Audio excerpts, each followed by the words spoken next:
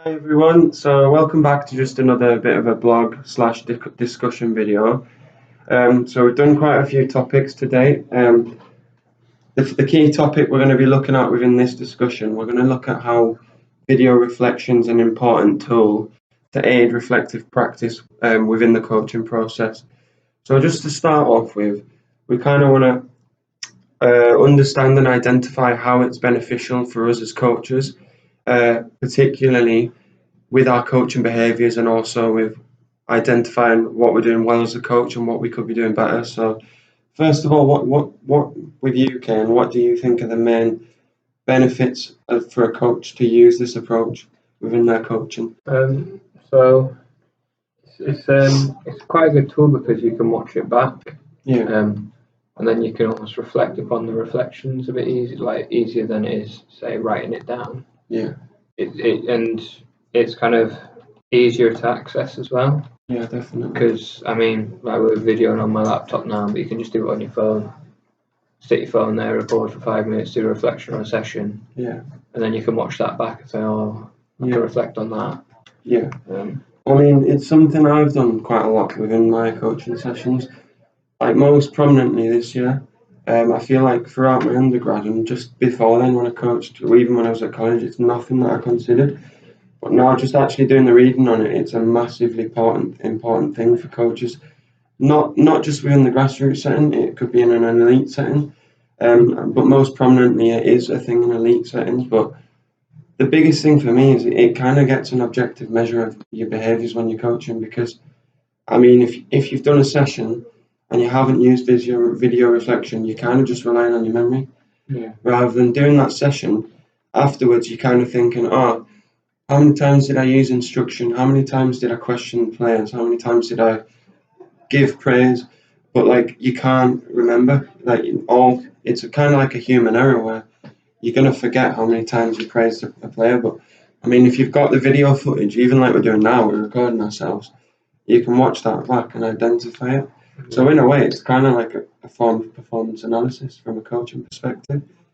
Um, I mean, it's just something that I plan on using. You coach teams yourself. Would that be something you'd consider using? So yeah, for one of the modules we start this semester, contemporary practice, I was thinking about filming some sessions for that, Yeah, and then I can use that in the analysis module as well to reflect on. But it's interesting that you mentioned using the memory because there's research that suggests that coaches only remember 30 to 60%, yeah, definitely. and that's the top end coaches as well. Yeah. So Well, it was a study. There was a study by Carson in 2008, and that was where I got this inspiration to do this post. Well, not post, but discussion, and it involved uni students like us that were recorded by a researcher doing their coaching, and they kind of didn't realize how poor they were at like identifying the coaching behaviors. And after that study, they realized straight away like how poor their sessions were when they coached because they weren't aware of the behaviors they did. yeah, And a lot of the time they were very repetitive. They had these bad errors that they made every time. So kind of in a way, it kind of understands, not just identifies your behaviors, but it understands how you coach. yeah, and there's things that you'll see if you're actually filming the session itself. There's things you see on that you're not going to see. Yeah. Like your body language, you're not going to see that yourself because No, obviously your exactly. eyes are in your head, but the camera will show you that. If you've got Definitely. negative body language, there's something you can do to improve on that. Yeah, Just like, and then it's things like your coaching position. definitely. If you see that on video that's not particularly great, you can work on improving that. Yeah. I think a big thing, I definitely agree with that. I think a big thing is, especially in the coaching process with video reflection, is that impression management is something we've covered a lot, and it's almost like you subconsciously know that the camera's on you, and that can influence your behaviours. So, like, kind of like now, how we're recording ourselves in this discussion, it's not going to be the same if we didn't have that camera on us. Our behaviours would be significantly different. But it's not just that. It's not just related to the video reflection. It's also just when you're coaching every day. Like if you're doing a session where you've got the parents that are watching you, or you've got an assessor that's watching you, there's always going to be some external factor that's influencing your behaviour. Yeah.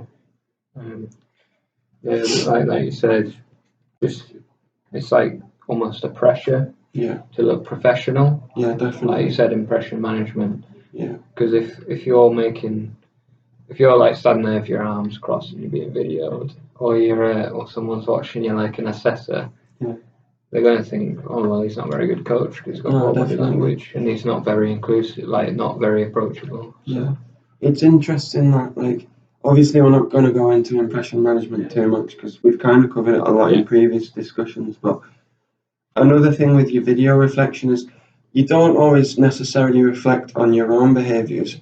You can also reflect on the behaviours of the people you're coaching, because I mean if you're watching back the footage that you've recorded, you can observe the behaviours of the people you're coaching. So are they engaged with what you're saying? Are they watching you? And are they just staring at the floor? Are they just looking in the background, not wanting to be there? So that's influenced by their behaviours are influenced by your behaviours. With that, you can also kind of bring up, you can also, like, in the video, do they behave differently to how they would if the camera wasn't there? Like, exactly. Like you would yourself as a coach. Yeah, but like I said, impression management is a limitation to it, to video reflection. The study that we looked at recently before Christmas was Partington and Cushion, the 2016 paper on observing coach behaviours in competitive settings. And I mean, that study identified that there were always parents there that were influencing the way coaches behaved. But not just that, it's also your reputation as a coach. Yeah. Even if now, like, we weren't being recorded, like, you'd want to have a good reputation of yourself. Even if it's someone you've known for maybe 20 years. Or... So it's kind of maintaining a positive self-reputation. But, yeah, it's an interesting topic. And I mean, do you think that this is something that can aid your development as a coach, using video reflection? Yeah, definitely. And why would you say? Well, like the reasons we brought up, like memory-wise, you can remember 30-60%. So when you're reflecting after a session, there's going to be things that you miss. There's going to be things that you miss when you're reflecting back. Yeah. And when you have the video footage, you see everything. Yeah.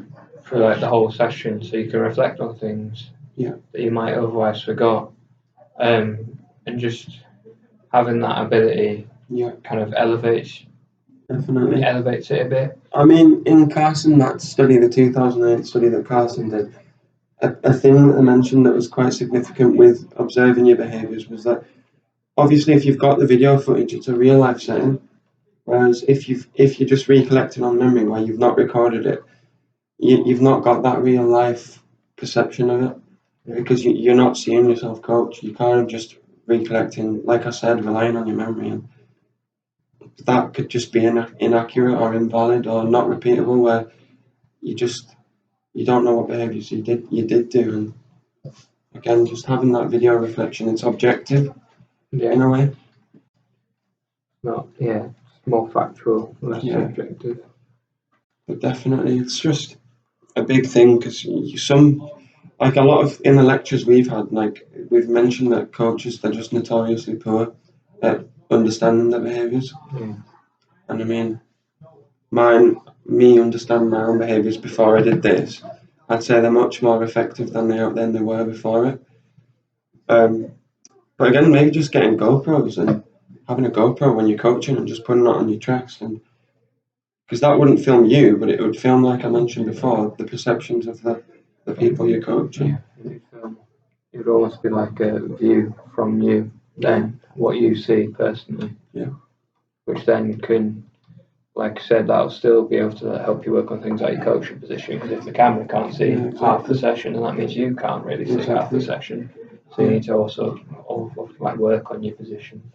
Just touching on it as well, what coaching behaviours have you identified when you've kind of filmed yourself coaching?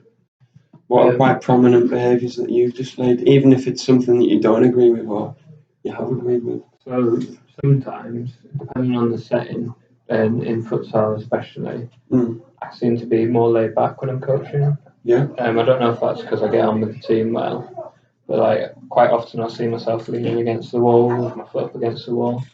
Whereas when I'm coaching the women's football team, I'm always standing up straight, making sure I'm walking around so I can see the whole session. Yeah. So that's something that's like a complete opposite ends of the spectrum. Yeah. How I behave. Obviously, when I'm coaching kids, I'm always moving, because if you're not like loud and enthusiastic, then the session goes flat with kids. But, Yeah, definitely. Another thing is like my tone of voice as well. Sometimes it's quite an important tool, your tone of voice, because Yeah. when you bring them in, obviously you don't want to be too loud. But Yeah. if you're quieter, it almost makes them listen more, Yeah. so they can pick up more information. Because if you're speaking quite loud, like I am now, in a close proximity, you're less likely to listen. I mean, like you might think I'm a bit of an definitely. idiot, but Definitely. I mean, one thing that I forgot what I was going to say. I forgot what I was going to say actually. No, but another thing, like, it's just you said that you were quite laid back, where you leant against a wall or something. Like that's interesting, because we've just mentioned before impression management, and that would and be that kind of almost viewed as a negative. it's kind of disregarding it. language, Yeah, it's kind of disregarding impression management. In a way. But I think that's personally because I'm more comfortable with the players. I could get on with them quite Yeah, well outside of the definitely. club as well. But the thing is as well that I know it's a bit irrelevant to the outcomes of the discussion, but just because you're leaning on a wall, that doesn't mean that you're not engaged in that session. It doesn't mean that you're not an effective coach. It doesn't objectively suggest that you're a rubbish coach either. I mean, you see some of the coaches at the top level that do that. But I mean, for me, in terms of coaching behaviours, one thing that I've been quite guilty of is the whole empty feedback. And for me, it's something that I've realised more and more, because I've actually filmed a lot of my sessions now with video footage, and it's kind of just using one-worded feedbacks, one-word feedback such as good. But I mean, rather than saying good, what are they doing good? Yeah, why it's good. And I mean, I'm surprised that some of the kids or adults, for instance, or other people that I've coached, haven't come up to me and said, "What was it I did that was good?" Yeah. Because I mean, I'd want to know if I was a kid. They might not be aware of it because they're so young, but I mean, it's just empty feedback. Well, it was interesting you said that, because the other week, well, just before Christmas, we had a game, the women's football, and I had a player come up to me at the end, and she asked how she did, and I said, "Oh, you did really well. I was impressed with you." And she asked me why. Yeah. So I had to think on the spot, like Yeah. why she did good. And I mean, it's different. It's a hard balance, because I mean, if you're saying good, fair enough. That's very unclear. It's very ambiguous.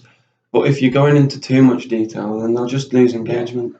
They lose interest. So I mean, you've got to have that balance between, oh, that was a great pass into space. Your body position was perfect. That would be an optimal comment, rather than giving them a whole maybe essay on the correct way to press or something. Yeah. They're gonna just lose up. They're gonna lose interest, and I mean, worst case scenario, they could maybe quit the sport. But sometimes you've just got to have that awareness of giving feedback. But for me, feedback's a massive behaviour, whether it be positive reinforcement or any form of feedback. But also questioning. Questioning is quite a big one. The whole convergent divergent, where it's kind of like guided discovery, where you're allowing them to think and you're allowing them to have that ownership, because sometimes it's not all about the coach. And it's important to have both types. Obviously, sometimes you just want a yes/no answer, but sometimes you want the players to come up with more, tell you why you got to do something. Yeah, definitely. Just trying to think if I've got any concluding remarks or anything, any concluding comments. I think that's pretty much everything we've covered, other than, I mean, would you say there's anything that could not be that so great about video reflection? Because, well, maybe one thing I would possibly suggest would be that people might already have, well, coaches specifically, they might already have preconceived ideas about what they're going to code. Because, like I said, I've coded my behaviours on sports code now, but rather than having the behaviours that you're focusing on, actually underpinning why you're having them, why you're choosing them to code, rather than just saying, "Oh, I'm going to choose praise, I'm going to choose questioning." maybe having actually having a look in the literature about what behaviours are common for coaches, or because that's something I did. I just chose behaviours that I thought were convenient to me. Yeah, it might be, but like you said, you look in the literature, Yeah, and then you can get like a broader view, yeah, and then you can end up looking for stuff that you didn't think was even important then. yeah. And obviously, it's dependent on the environment you're coaching, and it's dependent on those you are coaching. So the session I've recorded have all been with adults. So obviously it's going to be significantly different if I'm doing it with kids. Because obviously kids, the way you behave is much more professional, and they might say, oh, he looks like an idiot because he's wearing a GoPro. But sometimes it's just, it's very subjective to who you're coaching. Yeah. But yeah, I think we'll end it there. Thank you for listening, everyone, and we'll see you in the next post.